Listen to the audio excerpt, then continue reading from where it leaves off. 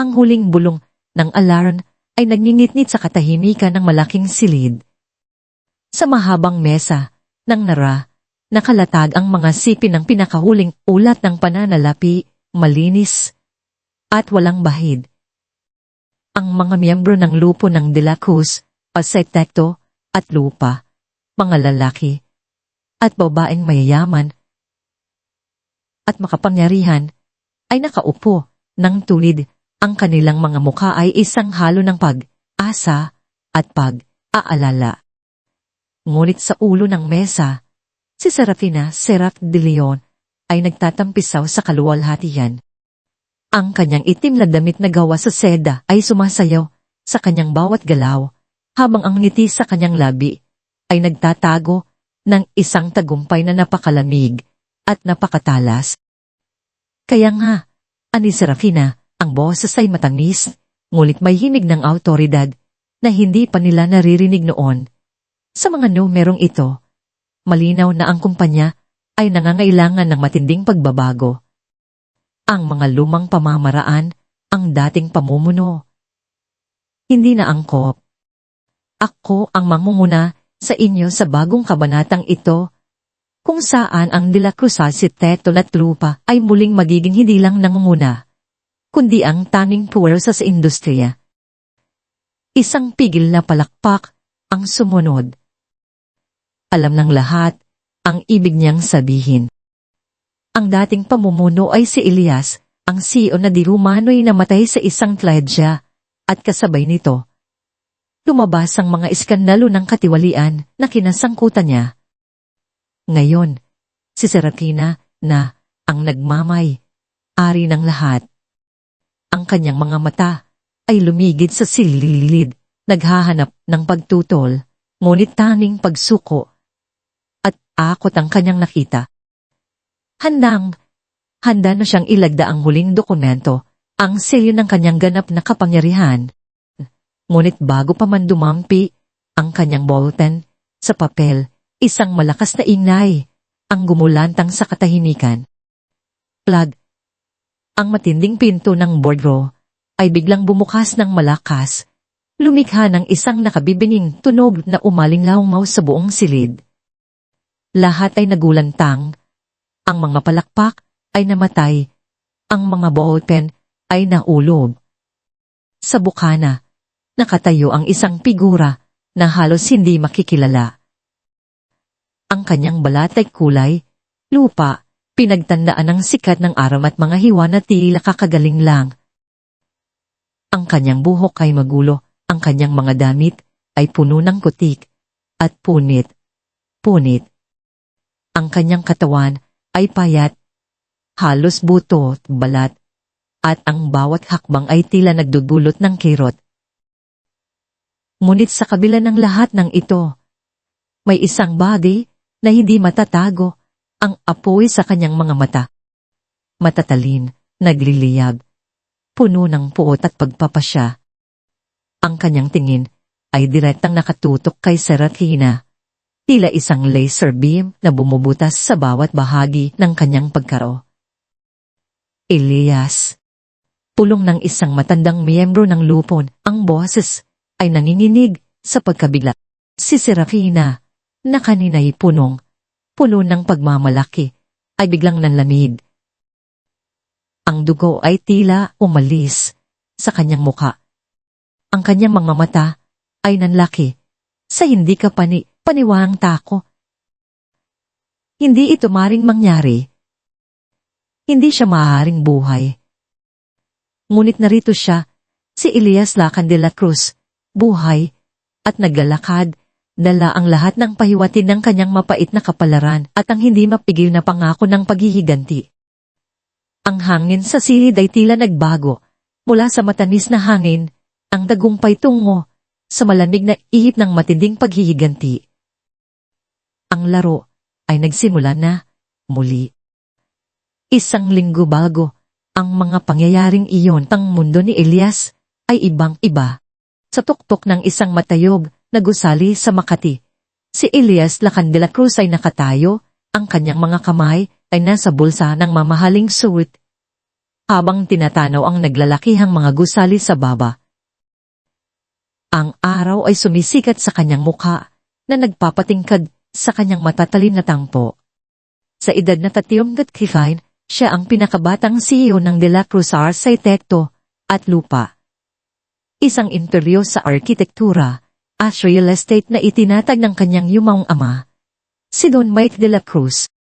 Ngunit hindi lamang ang edad ang nagpahihiwalay kay Elias sa iba. Siya ay isang henyo, isang visionary na ang mga proyekto ay hindi lamang tungkol sa tubo, kundi tungkol sa pag-asa, sa komunidad, at sa hinaharap. Naaalala pa niya ang tinig ng kanyang ama, anak, ang bawat istruktura na ating itinatayo ay dapat na maging tulay, hindi dingding. Magiging pamana ng liwanag para sa mga susunod na henerasyon. Ang mga aral na ito ang bumuo kay Elias. Ang kanyang pinakabagong inisyatiba ay ang Luntiang Lungsod, isang proyekto para sa mga tahanang abot, kaya sustainable na may mga hardin sa bubong, solar panel, at sistema ng pag-recycle ng tubig. Hindi ito isang ordinaryong proyekto. Ito ay isang pananaw, isang pangarap.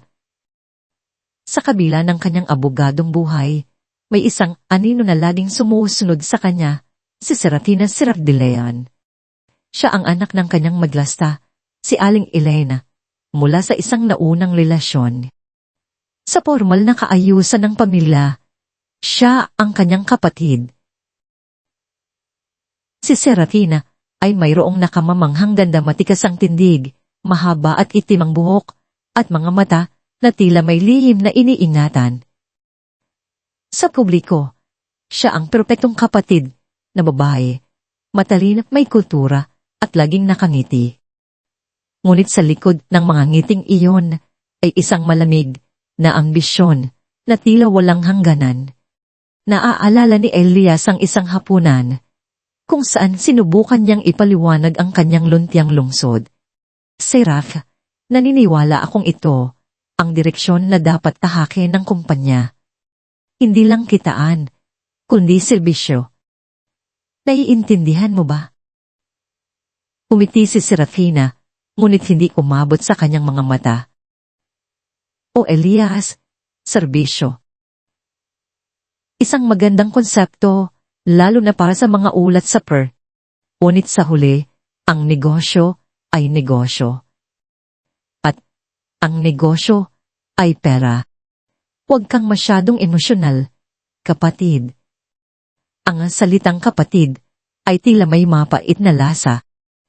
Alam ni Elias na iba ang kanilang mga pananaw, ngunit sinubukan niyang panatilihin ang kapayapaan.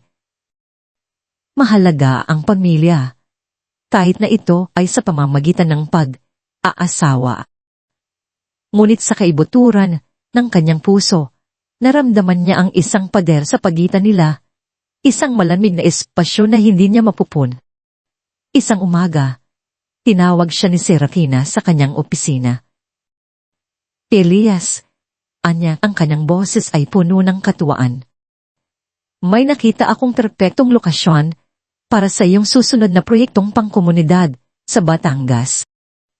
Isang napakalaking lupain sa tabi ng dagat, ngunit bahagyang libid, akma, para sa inyong layunin ng pagiging malapit sa kalikasan.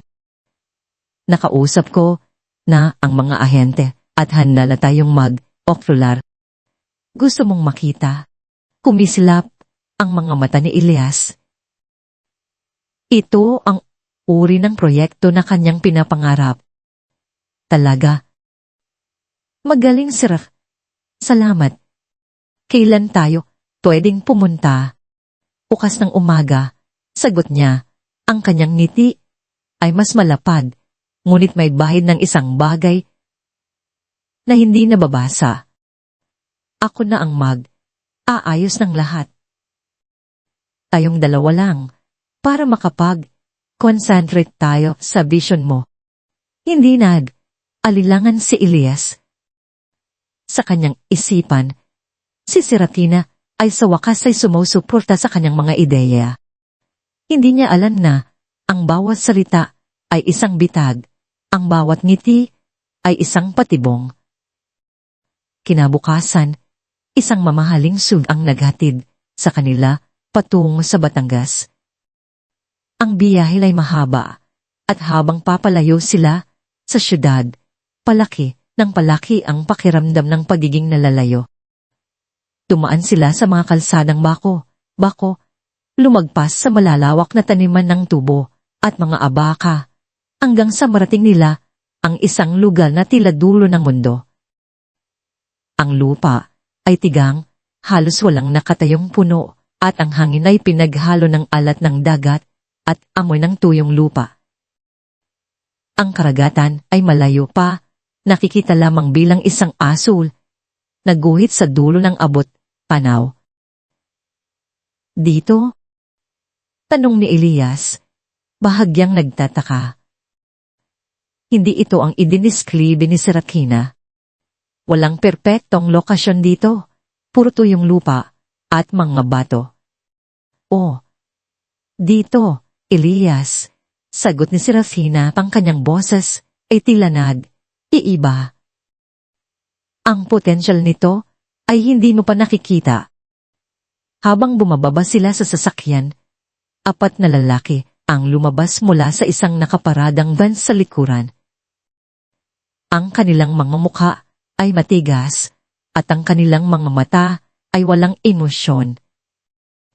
Biglang kumabob ng malakas ang puso ni Elias. Ang pakiramdam ng takot ay bumalot sa kanya. Serak, ano ito? Tanong niya, tumingin sa kanyang kapatid na may pagtataka at bahagyang takot. Ngumiti si Serafina. Ngunit sa pagkakataong ito, ang ngiti ay manipis at nakakapanindig, balahibo. Ito ang pagtatapos mo, Elias. Ang pagtatapos ng iyong mga pangarap, ng iyong luntiang lungsod at ng iyong pamana. Hindi pa nakakasagot si Elias nang salakayin siya ng 4 na lalaki. Sinubukan niyang lumaban, ang kanyang katawan ay pinilit na sumagot sa bawat sumpok at sipa. Ngunit sila ay marami, at siya ay nag-iisa. Ang sakit ay kumalat sa kanyang katawan, isang malakas na suntok sa tiyan, isa pa sa gilid ng kanyang ulo. Narinig niya ang tawa ni Serafina, malamig at malupit. Sige, ilibing niyo siya, utos niya, ang boses ay kalmado, tila nagbibigay lamang ng utos sa kanyang mga tauhan. Tiyakin ninyong hindi na siya makakahina. Walang bahid, walang ebidensya. Naramdaman ni Elias ng pagtulak, ang pagbagsak sa isang butas na tila matagal nang inihanda. Ang amoy ng lupa ay dumalot sa kanyang ilong. Habil ang kanyang hinina habang tinatakpan siya ng lupa.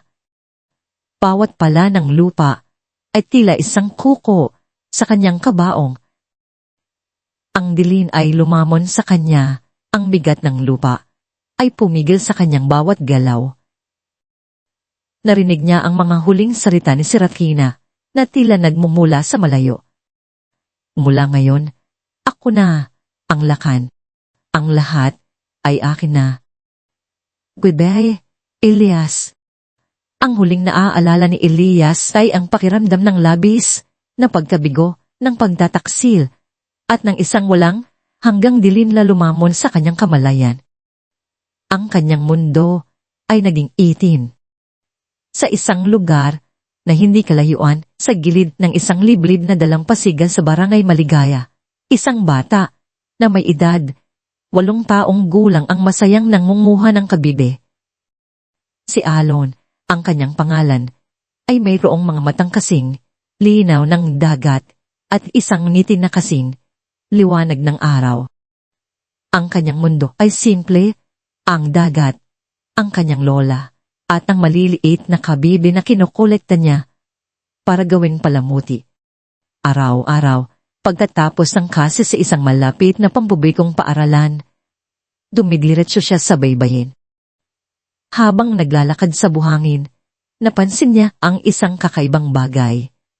Hindi kalayuan sa pambang, sa gilid ng isang latian na puno ng mangroves, mayroong isang bahagi ng lupa na tila bagong hukay. May umbok ito at may bahagi ng damit na nakalabas. Nagtaka si Alon. Liyan siyang lumapit. Ang kanyang maliliit na paa ay lumulubog sa buhangin. Habang papalapit, isang bahagi ng kanyang damit ang nagpakita. Hindi ito karaniwang damit ng maningisda. Mukha itong isang mamahaling tela. Nag-atubili siya, bahagyang natatakot. Ngunit ang kanyang kuryosidad ay nanaig. Unti niyang hinukay ang lupa gamit ang kanyang mga kamay. At doon, sa ilalim ng kaunting lupa, ay nakita niya ang isang mukha. Maputla, puno ng galos, at halos hindi na humihinga. Ngunit humihinga pa rin, nanginginig ang mga kamay ni Alon. Hindi pa siya nakakita ng ganito. Nagulantang siya, ngunit sa kanyang murang isip ay alam niyang kailangan ng tulong ang taong ito. Agad siyang tumakbo, kasing bilis ng hangin, papunta sa kanilang kubo. Manang Celia! Manang Celia! Sigaw niya, halos lumabas ang kanyang puso sa bilis ng kanyang takbo. Si Manang Celia, ang kanyang lola, ay nakaupo sa labas ng kanilang kubo, nagbubunot ng hibla ng abaka. Ang kanyang mukha ay puno ng kulubot, ngunit ang kanyang mga mata ay matalim pa rin at puno ng karunungan. Siya ay halos 70 taong gulang, ngunit ang kanyang diwa ay malakas pa rin. Dati siyang matapat na kasambahay sa mansyon ng mga De La Cruz, simula pa noong bata pa si Don Mato. Nakita niya ang paglaki ni Elias at maging ang pagdating ni Serafina sa kanilang buhay. Ano yon, Alon? Bakit ka hingal na hingal? Tanong niya, ngunit nakita niya ang takot sa mukha ng bata. May tao po, sa lupa, malapit sa mangroves. Buhay pa po siya, pero halos patay na. Agad na tumayo si Manang Celia. Ang kanyang puso ay kumabog ng malakas. Isang masamang hinala ang bumalot sa kanya. Naaalala niya ang mga lihim na pag-uusap ni Don Maitio tungkol kay Serafina. Ang pag-aalala ng matanda sa kanyang anak. Kung may mangyari sa akin, Celia, bantayan mo si Elias. May dilim sa puso ni Serafina. Nagmadali silang pumunta sa lugar na sinabi ni Alon. Nang makita ni Manang Celia ang figura, halos mapaluhod siya sa gulat. Elias. Pulong niya, ang kanyang mga kamay ay itinapat sa bibig. Hindi niya lubos sa kalain. Ang binatang minsan niyang alagaan, ngayon ay nakabaon sa lupa. Halos patay. Alon, tulungan mo ako. Utos niya. Ang kanyang tinig ay uutos. Kailangan nating hukayin siya. Sa kabila ng kanyang edad at ang maliit na katawan ni Alon, nagtulungan silang dalawa. Gamit ang kanilang mga kamay at ang isang matulis na kahoy na nakita nila, dahan nilang inalis ang lupa mula sa katawan ni Elias. Bawat dakot ng lupa ay tila isang pag-asa. Nang sa wakas ay makahinga si Elias ng malalim, isang malaking hininga ng hangin ang lumabas sa kanyang bibig. Naramdaman nila ang isang pakiramdam ng tagumpay. Mainat nilang binuhat si Elias. Ang kanyang katawan ay mabigat at halos walang buhay. Ang paglalakad pabalik sa kubo ay isang pagsubok ng lakas at yaga. Sa bawat hakbang, naramdaman ni Manang Celia ang bigat ng buhay na kanyang hawak at ang bigat ng lihim na ngayon ay alam niya. Dinala nila si Elias sa kanilang maliit na kubo. Ito ay gawa sa kawayan at nipa, may bubong na pawid at sahig na kawayan. Simple lamang, ngunit ito ang kanilang tahanan, ang kanilang santuwaryo. Inihiga nila si Elias sa isang banig, sa isang sulok ng kubo. Kumuha si Manang Celia ng maligangam na tubig at malinis na tela. Mainit niyang pinunasan ang putik at dumi sa katawan ni Elias, nililinis ang kanyang mga galos at sugat. Alon, kumuha ka ng dahon ng malunggay at luya. Utos ni Manang Celia. Gagawin nating gamot. Si Alon ay agad na tumalima, tumakbo sa likod ng kubo kung saan sila nagtanim ng ilang halaman. Abang nililinis si Elias, nakita ni Manang Celia ang mga sugat sa ulo, sa braso, sa kanyang tiyan. Malalim ang mga ito, at malinaw na hindi ito aksidente. Ito ay gawa ng tao. Ang kanyang hinala ay tumibay. Ilang oras ang lumitas. Ang araw ay unting lumulubog. Ang liwanag nito ay nagpapahiwatig ng pagtatapos ng araw. Ngunit para kay Elias, ito ang simula ng isang bagong labanan. Sa loob ng kubo, ang amoy ng pinakuloang malunggay at luya ay kumalat sa hangin. Maingat na pinainom ni Manang Celia si Elias ng herbal na gamot. Dahang nagmulat si Elias. Ang kanyang paningin ay malabo pa. Isang ilaw na galing sa lampara ang lumikha ng mga anino sa kisame ng kubo. Ang kanyang ulo ay kumirot. Ang kanyang katawan ay masakit. Hindi niya alam kung nasaan siya o kung ano ang nangyari. Kising na siya, Lola. Bulong ni Alon na nakaupo sa tabi ni Elias. Ang kanyang maliliit na kamay ay maingat na inihahawak sa braso ni Elia. Tumingin si Elias kay Alon, pagkatapos kay Manang Celia. Ang kanyang mga mata ay puno ng pagkalito. Sino? Sino kayo? Hirap na tanong niya. Ang kanyang boses ay mahina at halos hindi marinig. Mumiti si Manang Celia. Isang ngiti na puno ng pagmamahal at pag-aalala. Ako si Manang Celia, Elias. At ito ang aking apo, si Alon. Wala ka sa panganib. Ikaw ay nasa aming kubo, sa barangay Maligaya. Ang pangalang Elias ay tila nagpabalik ng bahagi ng kanyang alaala. Isang sulyap ng mukha ni Serafina ang biglang sumagi sa kanyang isip, kasama ang sakit, ang dilin, at ang pakiramdam ng pagka-ibaon. Si Serafina, bulong niya, ang kanyang mga mata ay nanlaki sa pagkaunawa. Tumango si Manang Celia. Alam ko. Ngunit huwag kang alala ngayon. Magpagaling ka muna. Dito ka ligtas. Sa loob ng mga sumunod na araw, si Elias ay inalagaan ni Manang Celia at Alon ng buong puso. Pinakain siya ni Manang Celia ng mainit na sabaw ng isda at pinakulo ang kamot, pinainom ng mga halamang gamot at nilagyan ng piga, ng dahon, ng bayabas ang kanyang mga sugat. Si Alon naman ay laging nasa tabi niya. Kinukwentuhan siya ng mga kwento tungkol sa dagat, sa mga isda, at sa kanilang simpleng buhay. Nakita-kita po sa lupa. Kuya, ani Alon, isang hapon, habang nagpapahinga si Elias. Gusto po kitang tulungan. Nakakatakot po kayo noon, pero ngayon po, mukha na po kayong tao ulit. Napangiti si Elias, ang unang tunay na ngiti niya sa loob ng mahabang panahon.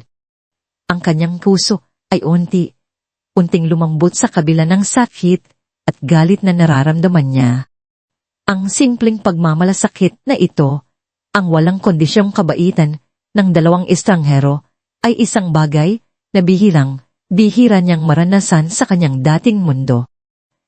Sa De La Cruz Arquitecto at Upa, ang lahat ay may kapalit. Dito, ang pagtulong ay natural. Walang hinihinging kapalit. Sa gabi, habang nakahiga si Elias sa kanyang banig, pinagmamasdan niya ang mga butas sa bubong ng kubo, kung saan nakikita ang mga bituin. Ang sariwang hangin mula sa dagat ay pumapasok sa loob. Nagdadala ng amoy ng asi at kalayaan. Ang tunog ng alon ay isang lulaybi na nagpapatahimik sa kanyang nagguguluhang isip. Naalala niya ang kanyang mamahaling penthouse sa syudad, ang tahimik na aircon, ang high-tech na seguridad. Ngunit hindi niya kailanman naramdaman ang kapayapaan na nararamdaman niya ngayon sa simpleng kubo na ito. Si Manang Celia, na nakaupo sa kanyang tabi, ay nagsalita sa mahinang tinig. Ang buhay ay parang dagat, Elias. Mayroong tahimik na alon, at mayroon ding malalakas na bagyo. Ngunit pagkatapos ng bagyo, laging may bagong umaga. At ang buhangin sa ilalim, kahit ilang beses hugasan ng alon, ay laging naroon. Ikaw ang buhangin, Elias. At ikaw ay matatag. Ang mga salitang iyon ay tumimo sa puso ni Elias. Sa gitna ng kanyang galit at pagnanais na maghigandi, naramdaman niya ang isang butil ng pag-asa. Ang mundong ito, ang barangay maligaya, ang dalawang taong ito si Alon at Manang Celia ay nagpakita sa kanya ng isang uri ng kayamanan na hindi kailanman mabibili ng pera o kapangyarihan. Ito ay ang kayamanan ng pagmamahalan, ng pagiging totoo, at ng pag-asa. At sa tahimik na gabi na iyon, habang ang tunog ng alon ay naghahatid sa kanya sa pagtulog, alam ni Elias na ang kanyang pagbagsak ay hindi pa ang katapusan. Ito ang simula ng kanyang bagong umaga. Ang tunog ng mga alon ang bumubululong sa kanyang paggising, isang malambing na paalala na siya ay ligtas malayo sa kaguluhan at pagtataksil na bumalot sa kanyang mundo. Umangon si Elias mula sa banig. Ang kanyang katawan ay nananakit pa rin, ngunit mas magaan kaysa dati. Ang sikat ng araw ay sumisilip sa mga siwang ng kawayang dingding ng kubo.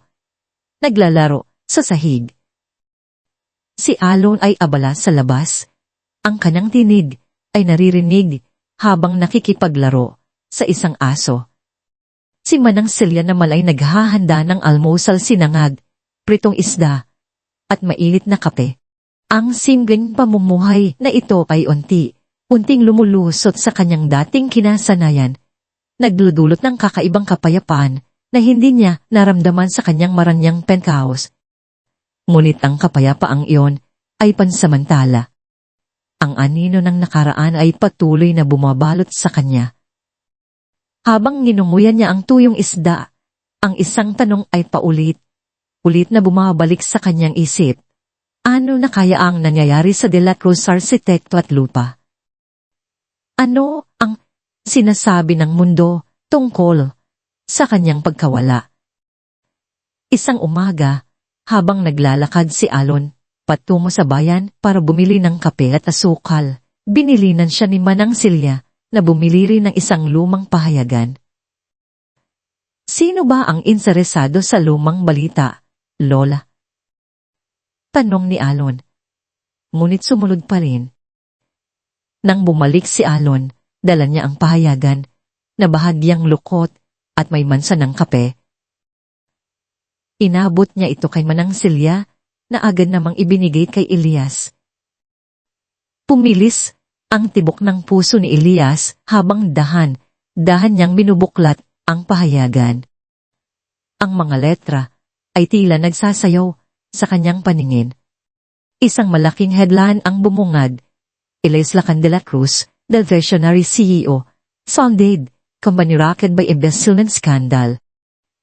Sa ilalim nito, ang larawan niya. Ngunit iba sa kanyang kasalukuyang anyo, mas bata, masigla, at may ngiti sa mga labi. Sa tabi ng kanyang larawan, isang mas malaking larawan ni Serafina, matikas ang tindig, ang kanyang mga mata ay tila nagliliwanag sa pag-asa o pagtatago ng isang bagay.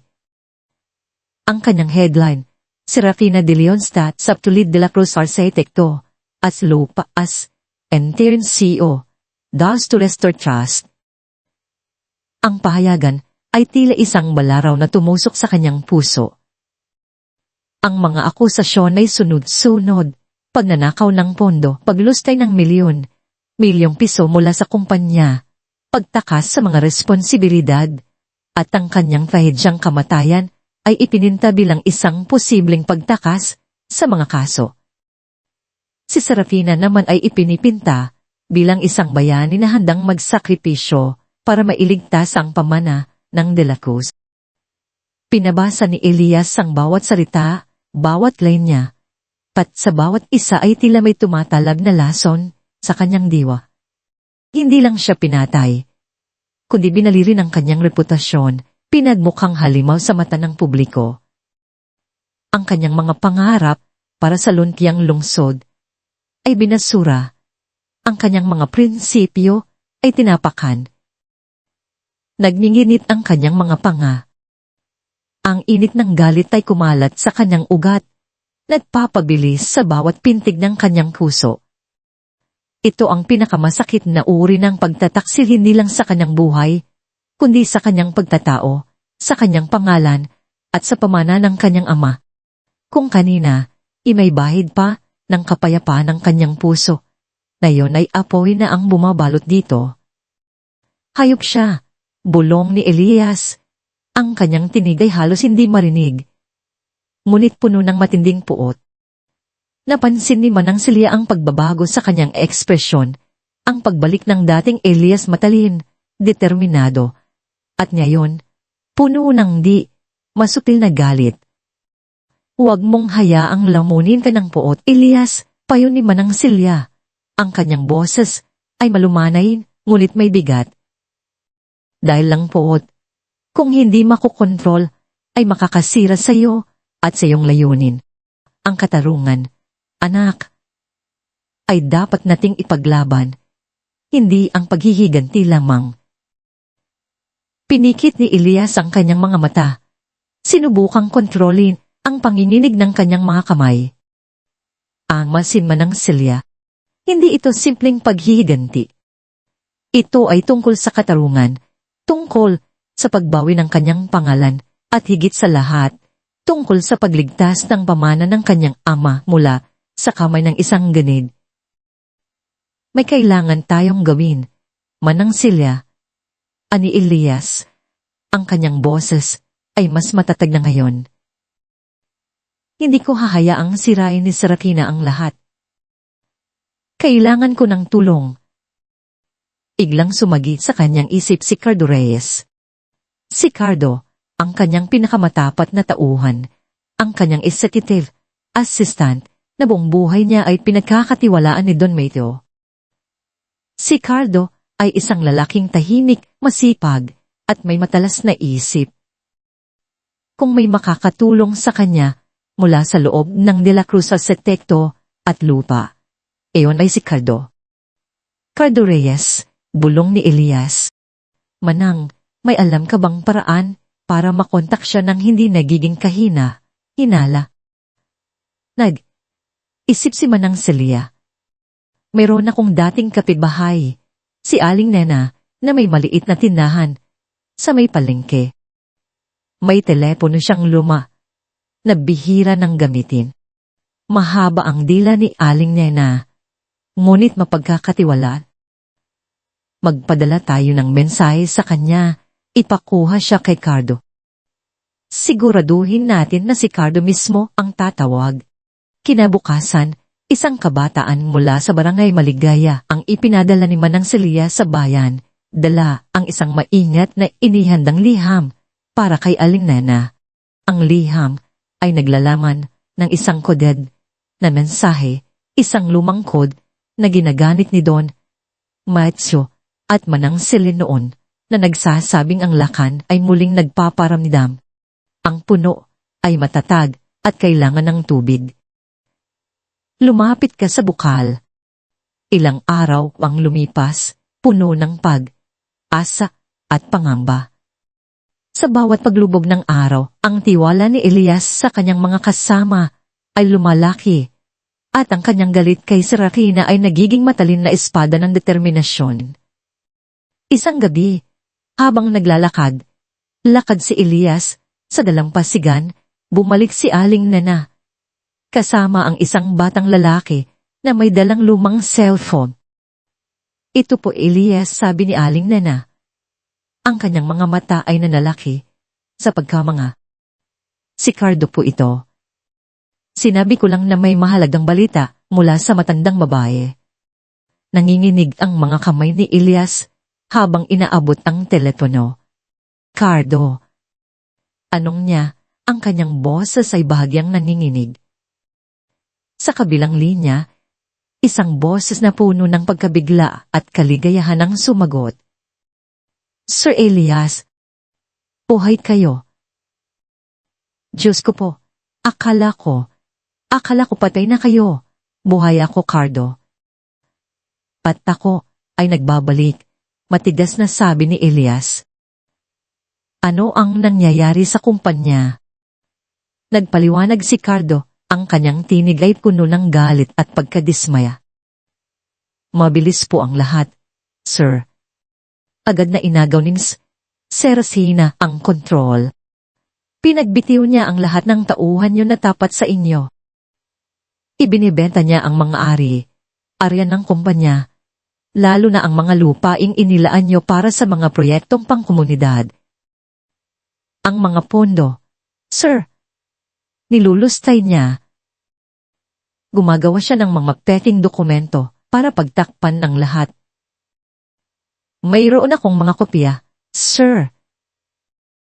Ang aklat ng lihim na inutos niya noon na ilagay sa aking pag-iingat kung sakaling may mangyaring masama sa inyo. Nandoon ang lahat. Ang bawat transaksyon niya, ang bawat peking resibo. Nakalista ang lahat. Ang aklat ng lihim, ang mga personal na talaan ni Elias na nagdetalye ng mga potensyal na irregularidad sa kumpanya na sinimulan niya nang makita niya ang mga unang senyales ng pagmamanipula ni Serafina. Ito ang kanyang insurance, ang kanyang sandata. Ngayon, ito ay magiging sandata laban sa kanya. Magaling, Cardo. Ingatan mong mabuti yan, ani Elias. Huwag kang magtiwala kahit kanino. Kailangan kong malaman ang lahat ng detalye. Panatili kang tapat. Buong buhay ko po yung paglilingkuran, sir, sagot ni Cardo. Nandito lang po ako, naghihintay ng inyong utos. Matapos ang tawag, bumalik si Elias sa kubo. Ang kanyang isip ay puno ng impormasyon. Ang kanyang galit ay nagbago ng direksyon, na yon ay mayroon na itong tinukoy na layunin. Manang Celia, ani Elias, kailangan ko ang tulong mo. Ang tulong ng buong pamilya de la Cruz. Nagtinginan si Manang Celia at si Elias. Isang matinding lihim ang nakaukit sa mga mata ni Manang Celia, na tila inihintay ang tamang oras upang ibunyag. Alam ko, Elias, sabi ni Manang Celia. Ang kanyang tinig ay tila nagtatago ng malalim na emosyon. Mayroon akong dapat sabihin sa iyo, isang bagay na matagal kong iningatan. Inakay ni Manang Celia si Elias patungo sa isang lumang bawol na gawa sa kahoy, na matagal nang nakatago sa ilalim ng kanyang banig. Ito ay luma, puno ng alikabok, at may mga ukit na tila nagtatago ng mga kwento ng nakaraan. Dahan niyang binuksan ang bawol, at sa loob, sa ilalim ng ilang lumang tela at mga alaala ay isang maliit na kahon na gawa sa metal na tila isang safe, ngunit napakaluma na. Ang bawol na ito ay ibinigay sa akin ng iyong ama, si Don Maquio. Paliwanag ni Manang Celia. Ang kanyang mga mata ay nanlalabo sa alaala. Noon pa man, may nararamdaman na siyang kakaiba kay Serafina. Ang kanyang ambisyon ang kanyang pagkauhaw sa kapangyarihan. Nakita na yon ng iyong ama. Pinuksan ni Manang Celia ang metal na kahon gamit ang isang lumang susi na nakatago sa loob ng kanyang kwintas. Sa loob, mayroong ilang papeles at isang lumang USB drive. Ito ang kanyang lihim na testamento, sabi ni Manang Celia, habang iniaabot ang USB drive kay Elias. Hindi ito ang opisyal na testamento na binasa sa publiko. Ito ay para sa iyo, kung sakaling may mangyari sa kanya, at lalo na kung may mangyari sa iyo. Ikinuwento ni Manang Celia ang kanyang karanasan bilang matapat na kasambahay ni Don Mateo, kung paano siya naging saksi sa mga pag-aalinlangan ng matanda tungkol kay Serafina. Madalas siyang nagbubulong, Elias, na may dilin sa puso ni Serafina, Celia. May dilin na magpapadilim sa lahat ng ating pinaghirapan. Kaya niya inihanda ito bilang protection mo. Sa loob ng ice drive na iyan, may linidiwata si Don Maiso. Sa video na yon, pinabalaan kanya tungkol sa tunay na Serafina. At mayroon din siyang tunay na diwata doon na nagtatakwil kay Serafina mula sa anumang mana kung sakaling mapatunayan ang kanyang anumang pagkakamali o pagtataksil sa pamilya at sa kumpanya.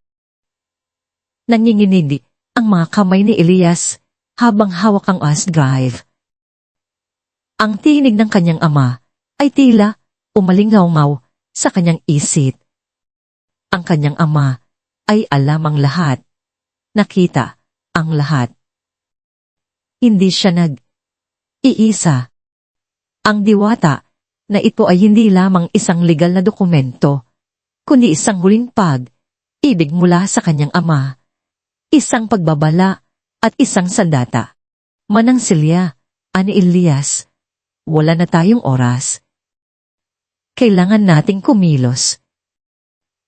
Kailangan nila ng isang taong may boses, isang boses na maririnig ng publiko.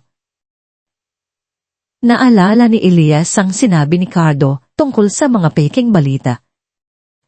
Ang De La Cruz Arsitekto at Lupa ay hindi lang simpleng negosyo. Ito ay isang institusyon. Ang pagbagsak nito ay makakaapekto sa libong buhay. Cardo, ani Elias, sa isa pa nilang lihim na tawag kinabukasan, may kilala ka bang tapat na mamamahayag? Isang investigative journalist na may lakas ang loob na labanan ng katiwalian. Oh, sir, sagot ni Cardo. Si Sofia at Luna. Kilala siya sa kanyang matalas na panulat at walang takot na pag-uulat. Nagsisimula na rin siyang maghinala sa biglaang kamatayan ninyo at sa mabilis na pag-angat ni Serafina. Sigurado akong makikinig siya. Inayos ni Cardo ang isang lihim na pagpupulong kina Elias, Manang Celia, at Sofia Luna sa isang liblib na bahagi ng Batangas, sa isang maliit na karinderya, na pag-aari ng isang pinsan ni Cardo. Si Sofia Luna ay isang babaeng matangkad, may matatalim na mata, at isang aura ng tiwala sa sarili. Sa una, nag-alinlangan siya. Napakalaki ng istoryang ito, Elias. Kailangan ko ng matibay na ebidensya. Doon, ibinunyag ni Elias ang lahat. Ang kanyang pagtatago, ang pagtataksil ni Serafina, ang aklat ng lihim ni Cardo, at ang diwata ng kanyang ama. Ang mga mata ni Sofia ay lumawak sa bawat detaling ibinunyag nila. Hindi lang ito isang iskandalo. Ito ay isang krimen, isang malaking conspiracy. Ang kanyang instincts bilang mamamahayag ay nagsasabi sa kanya na ito ang istorya ng kanyang buhay. Ito ay sapat na, sabi ni Sofia, ang kanyang boses ay matigas at puno ng determinasyon. Haharapin natin sila. Kakalambagin natin ang kanilang mundo. Ngunit kailangan mo ng lakas, Elias. Kailangan mong maging handa. Simula noon, nagsimula ang mas matinding proseso ng pagpapagaling at paghahanda ni Elias. Hindi lamang ang kanyang pisikal na katawan ang kailangang bumalik sa dati, kundi pati na rin ang kanyang isip at espiritu. Bawat umaga, tumatakbo siya sa dalampasigan, ang kanyang mga paa ay lumulubog sa buhangin, ang hangin ay sumasampal sa kanyang mukha. Nagsasanay siya ng mga ehersisyo na itinuro sa kanya noon ng kanyang personal trainer. Ang kanyang mga sugat ay unting gumalin. Ang kanyang kalamnan ay muling nagkakalaman. Ang araw ay nagbigay sa kanya ng kulay, kayumanggi, at ang kanyang mga mata ay naging mas matatalin. Ngunit higit sa pisikal na pagbabago, ang kanyang mentalidad ang nagbago. Ang kanyang pag-uusap kinama ng Celia at Alon ay nagbigay sa kanya ng pananaw. Ang pagiging malapit sa simpleng buhay, ang pagmamahal at kabaitan ng dalawang ito ay nagpaalala sa kanya kung ano ang tunay na mahalaga. Hindi lang ito tungkol sa De La Cruz Arsitekto at Lupa o sa kanyang pangalan. Ito ay tungkol sa mga tao, sa komunidad, sa pangarap ng kanyang ama na magbigay ng liwanag sa mundo. Si Alon ay laging nasa tabi niya. Kinukwentuhan siya ng mga alamat ng dagat, ng mga isdang may gintong kaliskis, at ng mga sirena na nagbabantay sa karagatan. Ang kanyang innocent ngiti at walang aalin lang ang pagmamahal ay nagsilbing lakas ni Elias. Si Manang Sila naman ay patuloy na nagbibigay ng mga tradisyonal na gamot at payo. Ang pagkakabagsak mo ay hindi ang iyong katapusang Elias. Ito ay ang iyong muling pagsilang. Tulad ng bahagi ng dagat na humuhupa para muling magpakita ng bagong Alon, ikaw ay babangon, mas malakas at mas matalino. Sa mga gabing iyon, habang ang tunog ng Alon ay naghahatid sa kanya sa pagtulog, inilatag ni Elias ang kanyang estratehiya. Detalyado. Walang puwang sa pagkakamali. Ang bawat hakbang, bawat posibleng tugon ni Serafina, bawat paraan para maibalik ang katarungan. Ang kanyang pagbabalik ay hindi lang isang pagpapakita. Ito ay isang deklarasyon ng digmaan. Ang anino ay matagal nang bumalot sa De La Cruz Arsitekto at Lupa. Ngunit ngayon, isang apoy ng pagtutulang nagliliyab sa puso ni Elias, handang sunugin ang lahat ng kasinungalingan at itatag muli ang liwanag. Siya ang lakan, at ang kanyang trono ay inaangkin. Ang tunog ng alon ay patuloy na bumubulong sa dalampasigan ng Barangay Maligaya, isang pamilyar na himig ng kapayapaan na ngayon ay tila nagtatago ng isang malalim na pangaba. Sa loob ng kubo, sa ilalim ng ilaw ng disera, inilatag ni na Elias, Cardo, at Sofia ang bawat detalye ng kanilang plano. Ang bawat salita ni Cardo tungkol sa mga galam ni Serafina sa De La Cruz Arsitekto at Lupa ay nagpatigas sa panga ni Elias. Ang bawat tanong ni Sofia ay nagbigay linaw sa mga loopholes na maaaring gamitin ng kalaban. Ang kanilang estratehiya ay tila isang masalimuot na pos na binuo ng may matinding iingat at pagmamadali. Ngunit habang umiikot ang kanilang mundo sa paghahanda para sa nalalapit na labanan, isang anino ang unting lumalapit sa Barangay Maligaya. Sa Manila, si Serafina de Leon, na nakaupo sa kanyang malaking opisina, ay hindi mapakali. Ang mga lumabas na artikulo ni Sophie Luna na nagsimula nang magpakita ng mga katanungan tungkol sa mga transaksyon ng De La Cruz, Arsitekto at Lupa, ay nagdulot ng malaking pinsala sa kanyang reputasyon at sa halaga ng kumpanya. Ang mga bulong sa koridors ng kapangyarihan ay lumalakas at ang pagtatanong mula sa board ay nagiging mas direkta. Sino ang naglalabas ng impormasyong ito? Sigaw niya sa kanyang pinakamalapit na tauhan, si Mang Tonyo, isang lalaking matigas ang mukha at may bahid ng nakaraang karahasan. Ang kanyang boses ay malamig, ngunit ang kanyang mga mata ay nagpapakita ng matinding galit at pagkabahala. Akala ko ba? Wala nang makakausap. Sino ang nagtatangkang gumiba sa akin?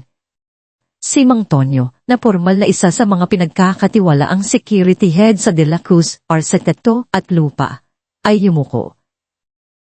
Patawad, Ma'am Serafina. Mayroon kaming mga paghahanap. Ang mga transaksyon na ito ay napaka-detalyado.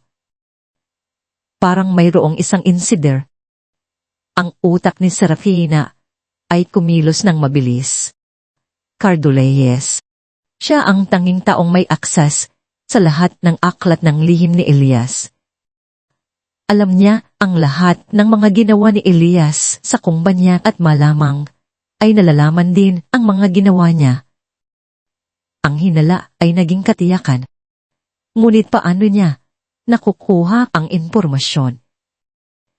At sino ang nasa likod nito? Si Cardo, bulong niya sa sarili. Ang kanyang mga mata ay nanliit. Kailangan nating alamin kung sino ang nagbibigay sa kanya ng lakas. Hindi siya basta magpapakita ng lakas kung walang makapangyarihang puwersa sa likod niya.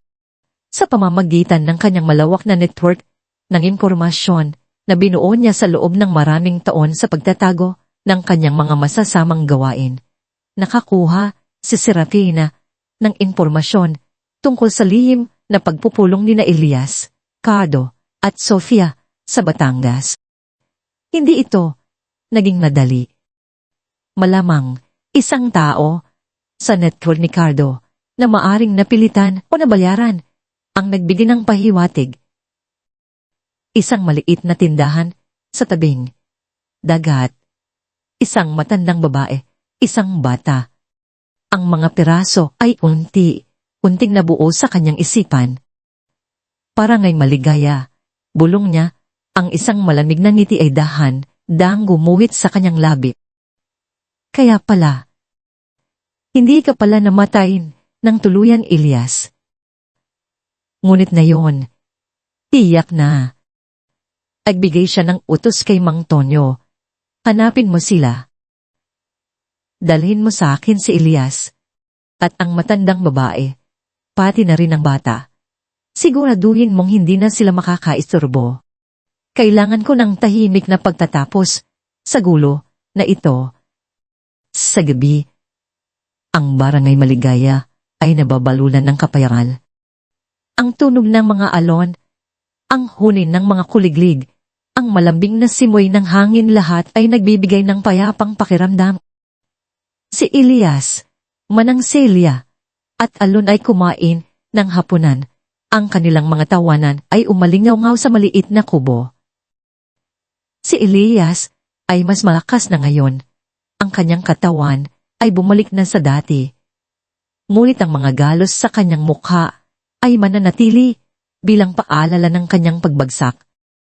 Pagkatapos ng hapunan, si Alon ay dahang nakatulog sa tabi ni Elias habang kinukwentuhan siya ni Elias ng mga kwento tungkol sa mga gusaling kanyang itinayo. Ang bata ay namangha sa bawat salita. Ang kanyang mga mata ay nagniningning sa paghanga. Si Manang Celia naman ay nakaupo sa kabilang sulok, nagbubunot ng abaka. Ang kanyang mga mata ay nakatuon sa dalawa. Ang pagkakaugnay ni na Elias at Alon ay tila isang patunay na mayroon pa ring kabutihan sa mundo, na ang pag-ibig ay maaaring maghilom ng lahat ng sugat. Ngunit ang katahimikan na yon ay biglang naputol. Isang malakas na ingay ng makina ng bangka ang umalingaw mula sa dagat. Sinundan nito ng mga yabag.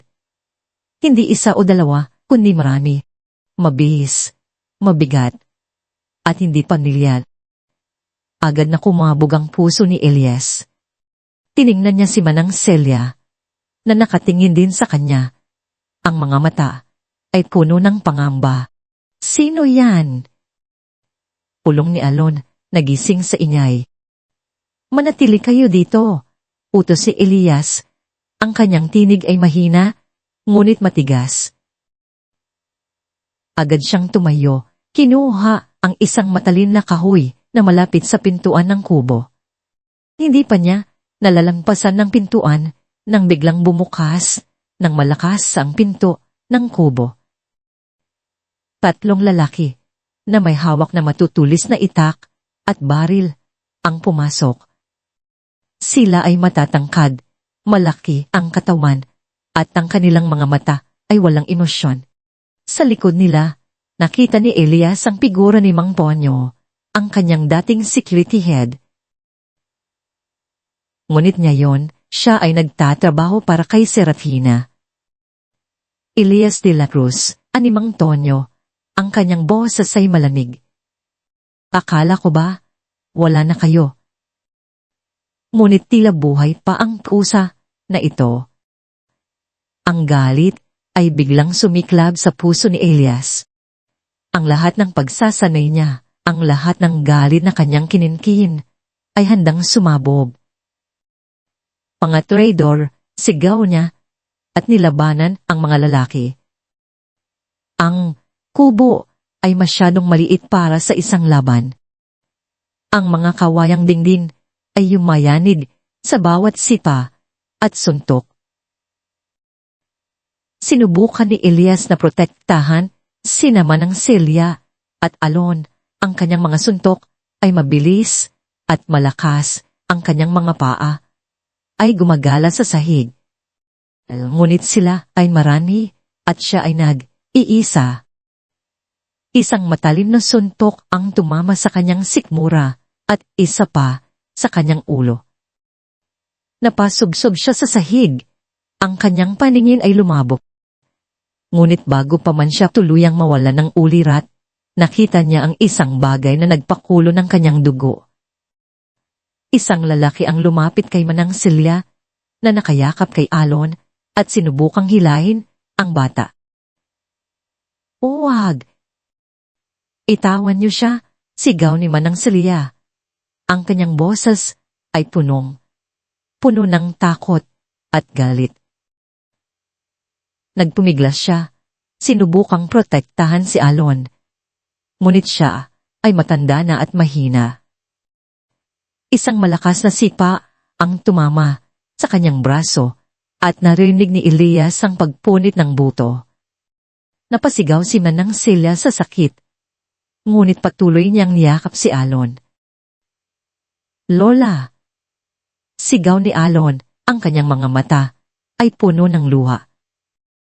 Ang galit na naramdaman ni Elias ay tila nagbigay sa kanya ng panibagong lakas. Ngunit sa sandaling iyon, nakita niya ang lalaking may baril na itinutok ito sa ulo ni Alon. Sumuko ka, Elias! Kung hindi, ang batang ito ang magbabayad, ani Mang Tonyo. Ang kanyang boses ay may bahid ng pagbabanta. Ang mundo ni Elias ay tila huminto. Ang kanyang sariling buhay ay hindi niya gaanong iniisip. Ngunit ang buhay ng 2 taong nagbigay sa kanya ng pag-asa ng pamilya yon na hindi niya kayang ipagpalit. Ang kanyang kamay ay dahang bumaba. Ang kahoy ay nahulog sa sahig. Ama na, bulong ni Elias, ang kanyang boses ay basag. Sumusuko ako. Huwag niyo lang silang sasaktan. Ngumiti si Mang Tonyo, isang ngiti ng tagumpay. Magaling. Dalhin niyo siya. Naramdaman ni Elias ang paghawak ng mga kamay sa kanyang braso, ang paghila sa kanya palabas ng kubo. Ngunit bago pa man siya tuluyang hilahin, tiningnan niya si Alon. Ang bata ay nakatitig sa kanya. Ang kanyang mga mata ay puno ng luha at takot. Kuya Elias, bulong ni Alon. Pinilit ni Elias na ngumiti, kahit na ang sakit ay kumalat sa kanyang katawan. Inabot niya ang kamay ni Alon. Hinawakan ito ng mahigpit. Alon, ani Elias, ang kanyang tinig ay matatag. pabalik ako. At magkakaroon ng hustisya. Pangako ko yan.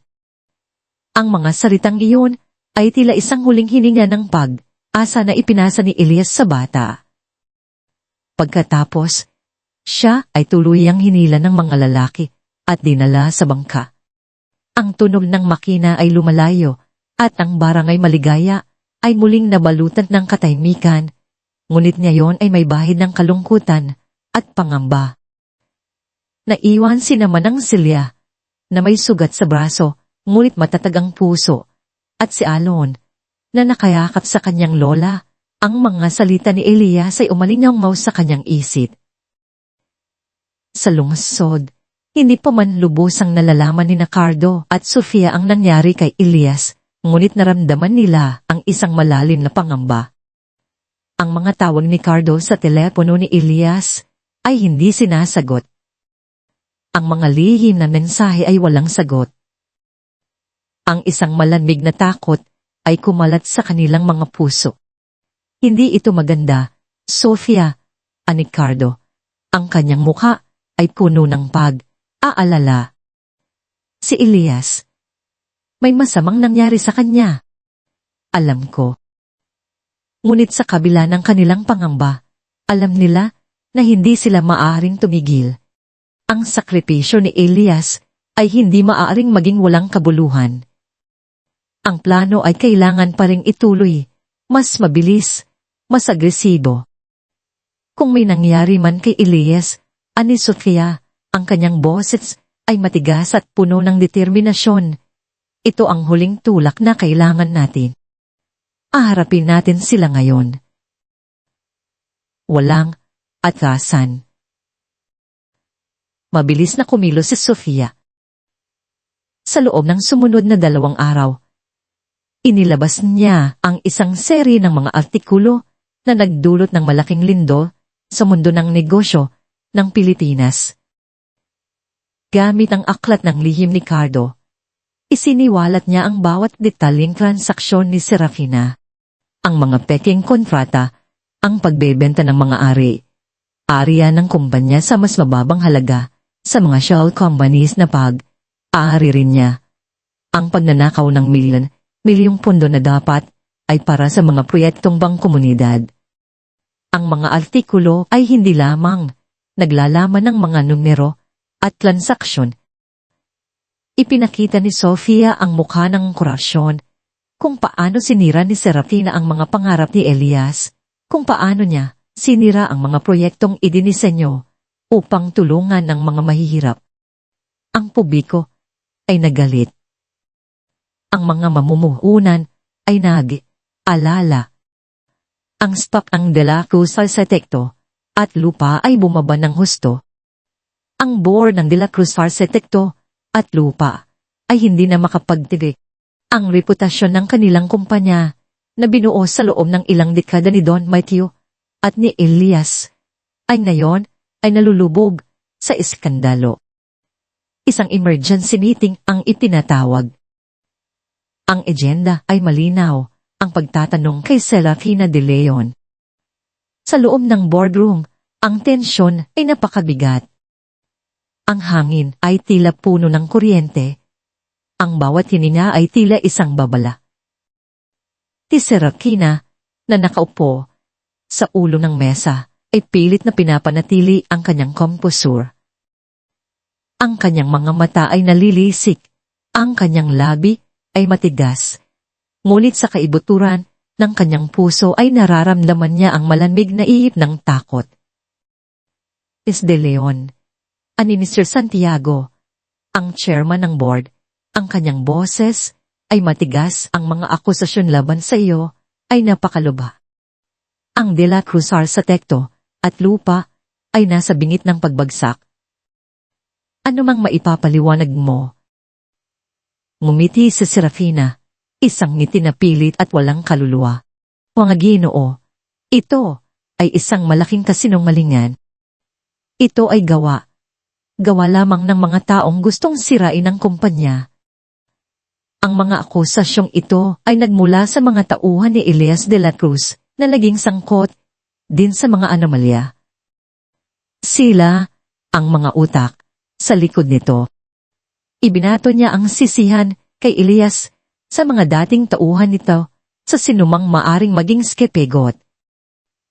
Sinubukan niyang ipaliwanag ang bawat transaksyon, ngunit ang kanyang mga paliwanag ay malabo, puno ng teknikalidad at mga kasinungalingan na unting nabubunyad. Ang mga miyembro ng board ay hindi na naniniwala sa kanya. Ang kanilang mga mukha ay puno ng pagdududa, galit at pagkabahala.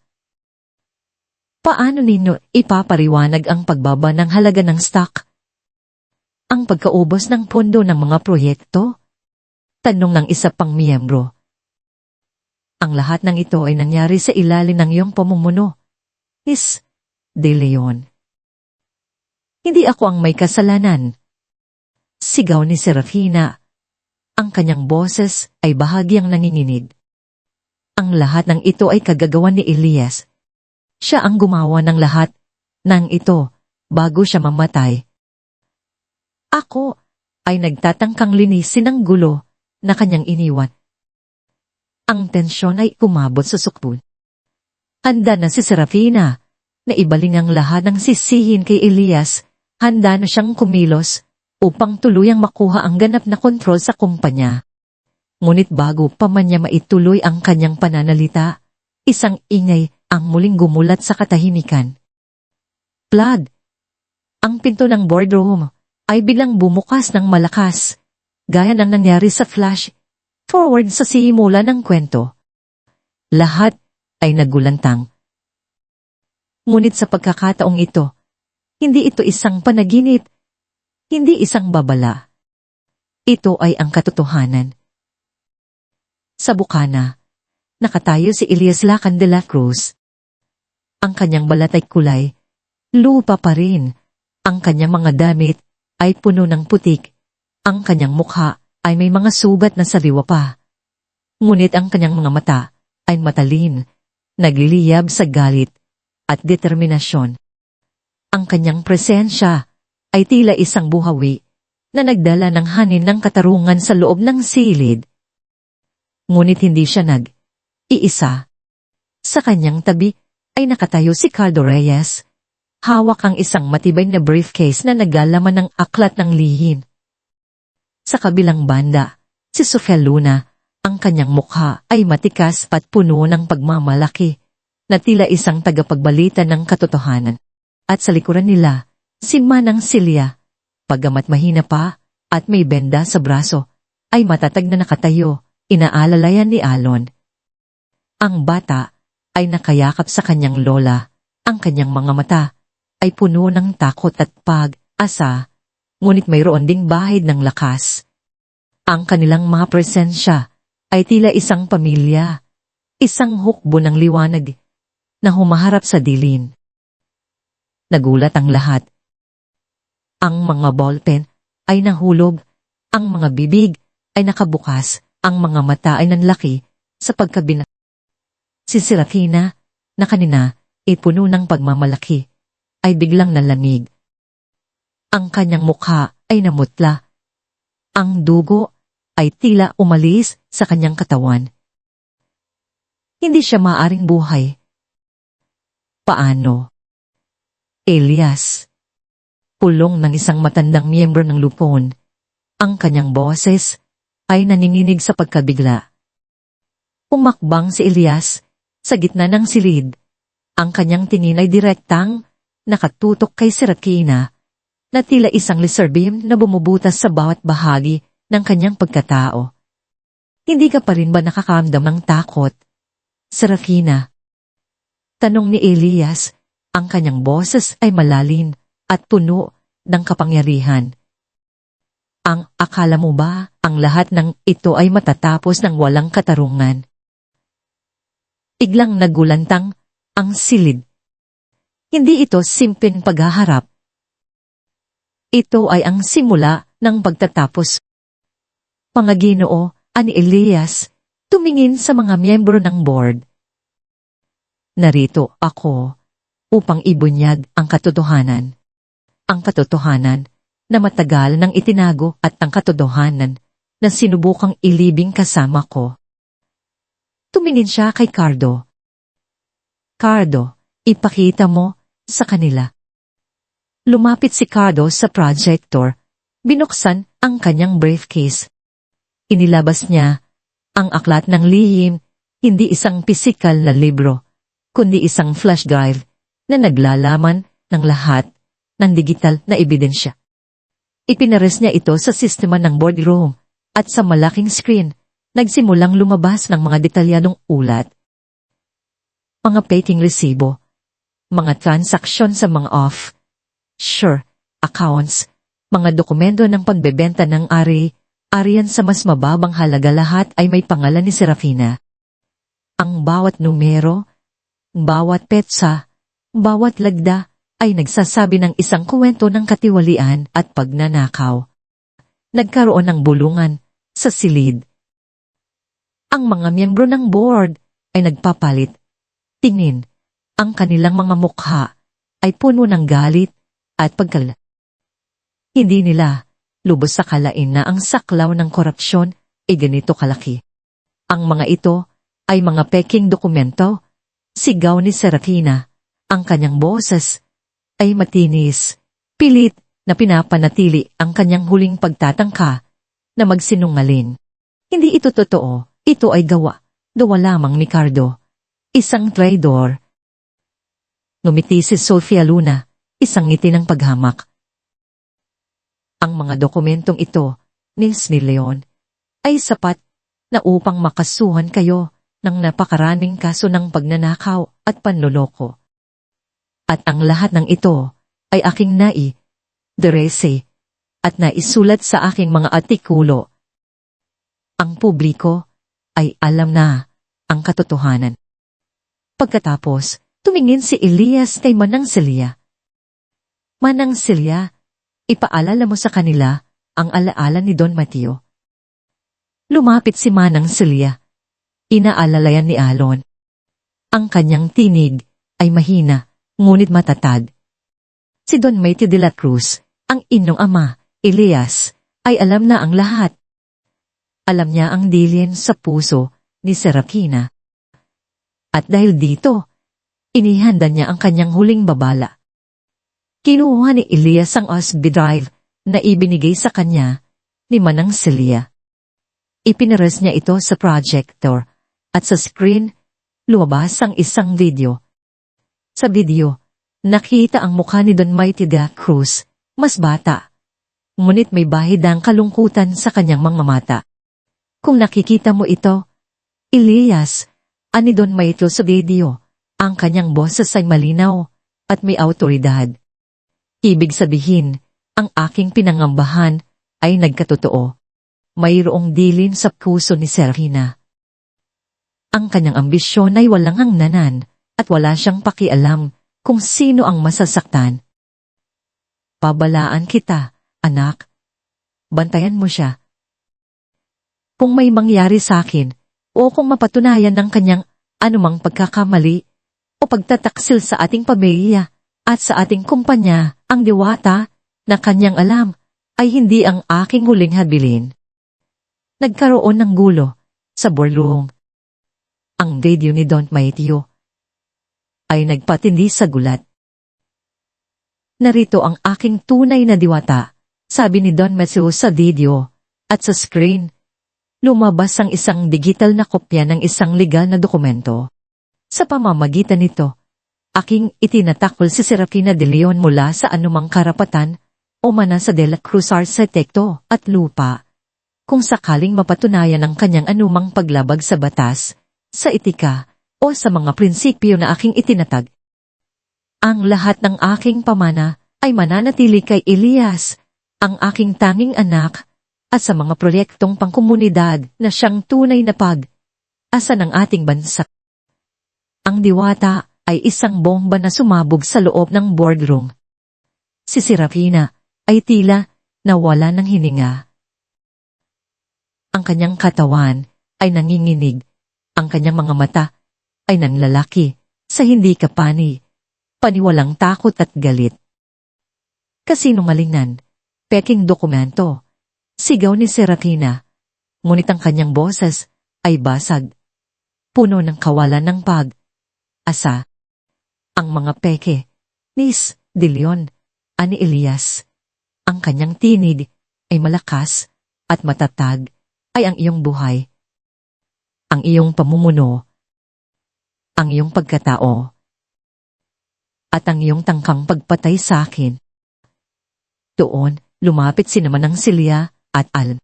Hawak ni Manang Celia ang kamay ni Alon at tumingin sa mga miyembro ng board. Ako po si Manang Celia. Matagal na po akong naglilingkod sa pamilya De La Cruz. Ako po, at ang aking apo, si Alon, ang nakakita kay Elias na inilibing ng buhay sa isang liblib na lugar sa Batangas. Ang bawat salita ni Manang Celia ay tila isang martilyo na tumama sa ulo ni Serafina. Ang kanyang pagtataksil, ang kanyang krimen, ang lahat ay nabunyad. Si Alon, bagamat natatakot ay tumingin din sa mga miyembro ng board. Ang kanyang inosenteng mga mata ay nagpapatunay sa kanyang sinabi. Nakita ko po siya. Nakita ko po ang mga sugat niya. Ang bigat ng ebidensya ay napakalaki. Ang mga dokumento, ang mga artikulo, ang diwata ni Don Mateo at ang mga buhay na saksiwala ng puwang para sa pagtanggi. Ang maska ni Serafina ay tuluyang nalaglag. Ang kanyang ganda ay nawala, napalitan ng isang mukha na puno ng galit, akot, at pagkabigo. Mga traidor, kayo! Sigaw ni Serafina. Ang kanyang boses ay basag at puno ng matinding puot. Ang lahat ng ito ay sa akin. Akin ng De La Cruz, Parsi, Teto at Lupa. Akala niyo ba, kaya niyo akong talunin? Ngunit ang kanyang mga salita ay walang saysay. Ang kanyang pagtanggi ay nagpapatunay lamang ng kanyang pagkakasala. Serafina de Leon, Aninitio Santiago, ang kanyang boses ay matigas. Kayo ay sinisante mula sa inyong posisyon bilang CEO at lahat ng inyong karapatan sa kumpanya ay binawi. Bukod pa rito, kayo ay haharap sa mga kasong kriminal. Sa sandaling iyon, pumasok ang mga pulis sa boardroom. Ang kanilang mga presensya ay nagpatindi sa pagbagsak ni Serafina. Lumapit sila sa kanya, inihanda ang posas. Huwag, hindi ako kasali dito. Sigaw ni Serafina, nagpupumiglas. Ngunit ang kanyang lakas ay wala na. Ang kanyang pagmamataas ay basag, ang kanyang imperyo ay gumuho. Ang kanyang mga mata ay puno ng luha ng galit at pagkatalo habang tinitingnan niya si Elias na nakatitig sa kanya nang walang anumang emosyon. Hinila si Serafina palabas ng boardroom, ang kanyang mga sigaw ay umalingaw sa corridors. Sa huling sulip niya kay Elias, ang kanyang mga mata ay nagpapakita ng matinding puot at pagbabanta. Ngunit ang kanyang kapangyarihan ay tuluyan nang nawala. Ang boardroom ay nabalutan ng katahimikan. Ang lahat ay nakatingin kay Elias na ngayon ay nakatayo sa gitna. Ang kanyang presensya ay malakas at puno ng awtoridad. Ang labanan ng liwanag at dilim ay natapos na. At sa wakas, ang liwanag ang nagtagumpay. Ngunit alam ni Elias na ang tunay na labanan ay nagsisimula pa lamang. Ang labanan upang ibalik ang tiwala, upang pagalingin ang mga sugat, at upang muling itayo ang De La Cruz Arquitecto at Lupa, hindi lamang bilang isang kumpanya, kundi bilang isang institusyon ng pag-asa at katarungan.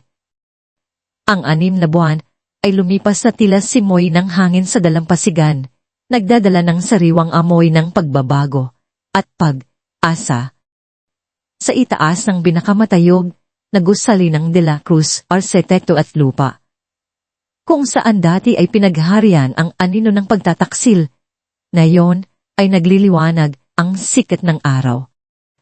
Ang opisina ni Elias Lacan de la Cruz ay nanatili sa dati nitong pwesto, Ngunit ang hangin sa loob nito ay iba na. Wala na ang malamig at formal na kaligiran. Napalitan ito ng mas mainit at bukas na espasyo, puno ng buhay na halaman, at pangalarawan ng mga proyektong pangkomunidad na ngayon ay nasa iba't ibang sulok ng bansa. Si Elias, bagamat bumalik na sa kanyang mamahaling suit at posisyon bilang CEO, ay hindi na ang dating Elias na pinabagsak ng ambisyon at pagtataksil. Ang kanyang balat ay mas may kulay na ng araw, at ang mga pilat sa kanyang mukha, bagamat nagilom na, ay nanatiling isang permanenteng paalala ng kanyang matinding karanasan. Ngunit sa kanyang mga mata, naroon ang pinakamalaking pagbabago. Hindi na ito ang mga matang puno ng pagmamalaki at walang humpay na ambisyon, kundi mga matang puno ng karunungan, pag-unawa, at isang malalim na pakikiramay na tila umusbong mula sa pagkakabaon niya sa dilin. Ang kanyang dating matatalim na tingin, na iyon, ay lumabot, nagtatago ng isang kaluluwang mas malapit sa lupa, at sa puso ng tao. Isang umaga, habang nakaupo siya sa kanyang mesa, nagbabasa ng isang detalyadong ulat tungkol sa isang bagong proyektong luntiang lungsod sa isang liblib na probinsya sa Visayas. Naramdaman niya ang isang kaganapan na nagpatibay sa kanyang pagbabago. Hindi na lang ito tungkol sa malaking tubo o sa pagiging nangunguna sa industriya. Ito ay tungkol sa paglikha ng tilahan para sa mga hindi gaanong pinapalag, sa pagtatanim ng mga puno, sa pagganit ng solar energy, at sa pagbibigay ng malinis na tubig sa mga komunidad. Ang bawat pahina ng ulat ay nagbigay sa kanya ng kakaibang kagalakan, isang pakiramdam ng tunay na katuparan. Naaalala pa niya ang kanyang mga naunang pananaw, ang mga panahon na ang bawat proyekto ay isang tsasigami ng negosyo, kung saan ang bawat galaw ay para sa kita at kapangyarihan. Ngayon, ang bawat disenyo ay isang gawa ng pagmamahal, bawat gusali ay isang testamento sa pag-asang kaya niyang likhain. Ang kanyang mga desisyon ay hindi na hinihimok ng ambisyon, kundi ng pangangailangan, ang pangangailangan ng kanyang mga kababayan. Ang pangangailangan ng kalikasan. Sir Elias, mayroon po kayong meeting mamayang una sa Project City ng Pundasyon sa Maligaya. Paalala ng kanyang bagong executive assistant, si Miss Garcia, isang batang profesional na may kasipagan at dedikasyon. Ngumiti si Elias. Salamat, Miss Garcia. Pakihanda na ang helicopter. Gusto kong makaating doon bago magtanghali. Ang pundasyon ni Lacan at Alon ang nagbago sa diwan ng De La Cruz, arsitekto at lupa. Ito ang kanyang magnum opus, ang bunga ng kanyang pagkabuhay muli. Itinatag niya ito 6 na buwan matapos sa lang kanyang pagbabalik. Isang non-profit organization na inialay sa pagtulong sa mga mahihirap na bata, pagbibigay ng edukasyon at pagpapaunlad ng mga komunidad sa kalayunan. Ang pangalan nito ay isang pagpupugay sa 2 nilalang na nagligtas sa kanya, na nagpakita sa kanya ng tunay na esensya ng buhay. Ang Barangay Maligaya, na dating isang simpleng kanlungan, ngayon ay naging pilot city ng pundasyon. Sa ilalim ng patnubay ni Elias, ang kubo ni naman ng Celia at Alon ay nanatili, ngunit sa paligid nito ay kumusbong ang isang sentro ng pag-aral, isang maliit na klinika, at mga programang agrikultura para sa mga mangingisda. Ang mga bata sa barangay, kasama si Alon, ay nakikinabang sa mga libreng klase, bagong libro, at pagkakataong makapunta sa mas mataas na antas ng edukasyon. Ang bawat ngiti ng mga bata, ang bawat malalim na paghinga ng mga mangingisda na may mas magandang ani, ay nagbibigay kay Elias ng higit na kagalakan kaysa sa anumang pirma sa isang pisong kontrata. Sa kanyang personal na buhay, ang pagbabago ay mas malalim pa. Isang araw, sa isang tahimik na tanggapan ng korte, opisyal na inampun ni Elias si Alon. Ang proseso ay emosyonal, ngunit malinaw sa kanilang puso na sila ay nakatadhana. Si Alon, ang batang mangingisda na may mga matang kasing linaw ng dagat, ngayon ay si Alon de la Cruz. Nakatira na siya sa lumang mansyon ng mga de la Cruz sa Makati, na muling pinuno ng Elias ng pagmamahal at pagtawa. Hindi na siya pumupulot ng kabibi para mabuhay, kundi aaral sa isang pribadong paaralan na may mga aklat at kaalaman na dati pangarap lang. Gayunpaman, sa kabila ng bagong yaman at kaginhawaan, nanatili si Alon na isang batang may mapagpakumbabang puso. Ang kanyang pagkamapagkumbaba, ang kanyang kakayahang magpakita ng kabaitan sa lahat ng kanyang nakakasalamuha ay hindi kailanman nawala. Madalas niyang dalawin ng barangay Maligaya tuwing weekend, naglalaro sa dalampasigan kasama ang kanyang mga lumang kaibigan, nagkukuwento tungkol sa kanyang bagong buhay, ngunit hindi kailanman nagmamayabang. Ang kanyang katalinuhan ay mabilis na umusbong, ngunit ang kanyang pagiging inosente at ang kanyang puso ay nanatiling dalisay. At si Manang Celia, siya ay hindi kailanman bumalik sa pagiging isang kasambahay. Sa halip, siya ay naging isang pinagpipitagang miyembro ng pamilya de la Cruz, ang lola na laging naroon upang magbigay ng payo, magbahagi ng mga kwento, at magbigay ng init sa tahanan. Ang kanyang braso ay naghilong na, at ang kanyang presensya sa mansyon ay tila isang angkla na nagpapanatili kay Elias na matatag sa gitna ng kanyang bagong mundo. Madalas niyang makita si Manang Celia na nakaupo sa balkonahe, nagbubunot ng abaka o nagbabasa ng lumang dyaryo. Ang kanyang mga mata ay nagpapakita ng isang malalim na kapayapaan na tila matagal na niyang hinahanap. Elias, sabi niya minsan habang nagkakape sila sa hardin ng mansyon, ang buhay ay parang dagat. Mayroong mga alon na nagdadala ng mga kayamanan at mayroon ding alon na nagdadala ng mga panganib. Ngunit ang pinakamahalaga ay kung paano ka lumalangoy. Nakita kong lumalangoy ka ngayon nang may layunin, nang may puso. Iyan ang tunay na kayamanan. Para kay Elias, ang mga salitang iyon ay tumimaw sa kaibuturan ng kanyang kaluluwa. Ang kanyang paglalakbay mula sa pagiging isang CEO na hinahanap ang kapangyarihan at pagkilala hanggang sa pagkakabaon ng buhay at sa kanyang muling pagkabuhay, sa tulong ng dalawang estranghero ang lahat ay nagturo sa kanya ang isang aral na hindi matutumbasan ng anumang pera. Ang tunay na yaman ay hindi na sa mga gusali, sa mga bank account o sa mga titulo.